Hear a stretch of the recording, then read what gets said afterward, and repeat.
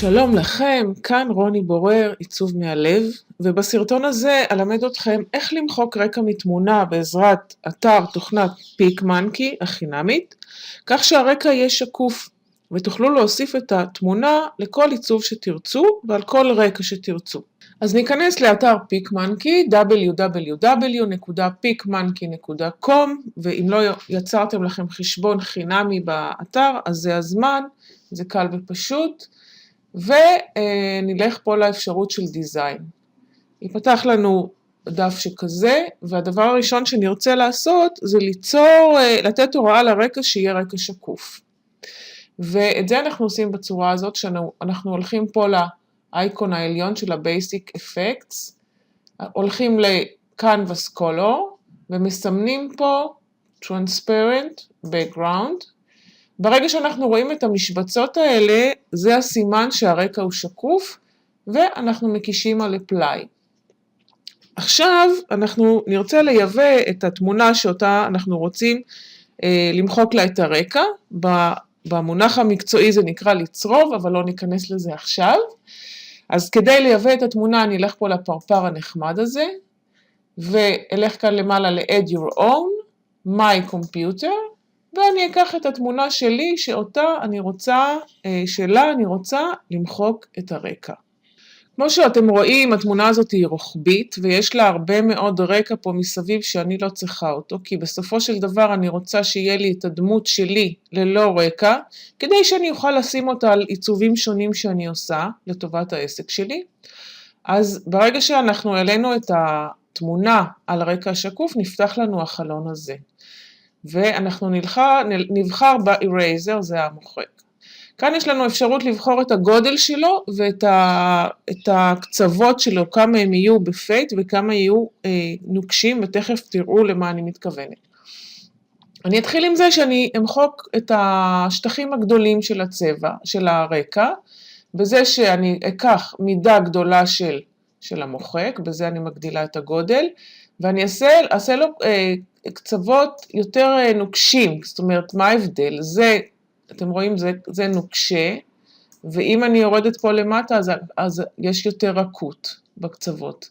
כרגע בשלב הראשון אני דווקא רוצה שהם יהיו נוקשים, אחר כך נרכך אותם, וכמה שיותר גדול. ואז אני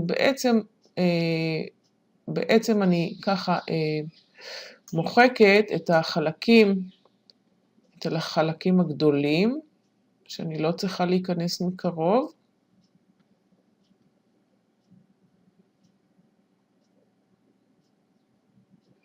עכשיו אני רוצה להיכנס יותר קרוב ולמחוק את האזורים שקרובים לדמות שלי. אז קודם כל אני אגדיל את התמונה ככה בהרבה שאני אוכל לראות ממש מקרוב. במלבן הזה פה אני יכולה להזיז ולבחור כל פעם קטע אחר. אני מוודא שפה בחלון הזה בשכבה אני עומדת על התמונה, ואני אחזור פה למחק. אני ארצה להקטין את הגודל שלו ולתת לו, אם קודם הוא היה פה, שהקצוות שלו יותר נוקשים, קשים, אז אני ארכך את הקצוות שלו שיהיו יותר עדינים, ואני אתחיל לעבור ככה לאורך התמונה, הגוף שלי. אוקיי, אני יכולה עם זה פה להזיז וכל פעם למחוק עוד.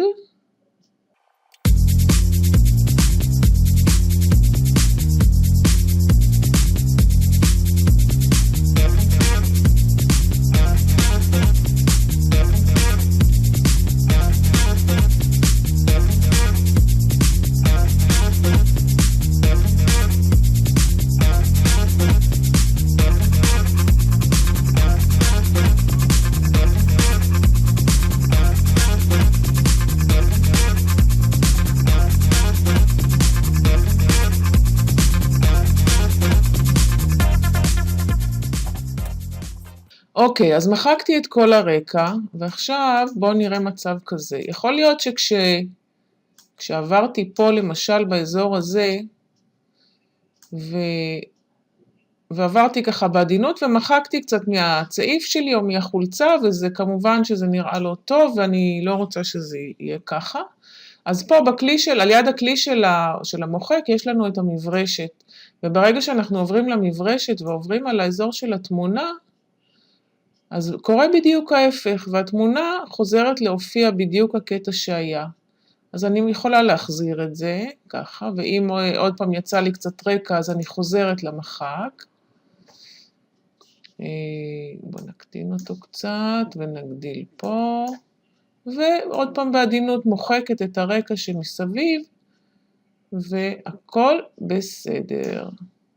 עכשיו, אני ככה רוצה לוודא שלא נשארו לי כל מיני כתמים של צבע של הרקע, וקשה קצת לראות בדיוק על הרקע השקוף. אז רק כדי לעשות את הבדיקה הזאת, אני ארצה להוסיף צבע רקע לתמונה שלי, ואת זה אני אעשה עוד פעם פה ב-Basic Edits, נלך פה ל-Canvas Color, ונבחר פה איזשהו גוון. אתם רואים שנשארו כל מיני סימנים?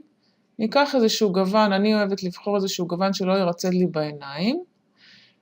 נגיד לו כרגע Apply, ונחזור רגע לשכבה פה של התמונה שלי.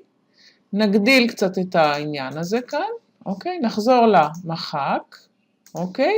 ועכשיו אני יכולה ממש ככה בקלות לראות את כל הכתמים האלה שלא ראיתי אותם קודם. לעבור עליהם, למחוק אותם, בדיוק אותו הדבר, אפשר קצת להגדיל, להזיז.